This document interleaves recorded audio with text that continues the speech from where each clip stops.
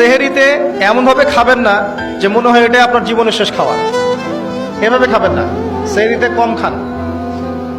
যত বেশি খাবেন তত বেশি আপনি অলস হয়ে যাবেন। মুসলিমদের উচিত নয় খুব বেশি ভরপেট খাওয়া। এবং এই সুন্নাতটা এখন কিতাবের মধ্যে আছে, আমাদের বডি এবং আমলের মধ্যে সুন্নাতটা খুব একটা নাই।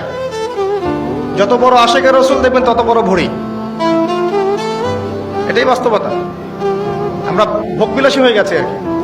এটা আখিরুজ্জামানের সাইন। নবী সাল্লাল্লাহু আলাইহি ওয়াসাল্লাম বলেছে শেষ জামানে এক শ্রেণী মানুষ আসবে যাদের উঁচু ভুঁড়ি থাকবে, ঠেস দিয়ে বসে থাকবে এবং আরাম প্রিয় হবে। হাদিসের পাতায় পাতায় এগুলো আছে। ইফতারেও কম খাবেন, ইফতারে সারাদিন রোজা রেখে বেশি খাবেন না।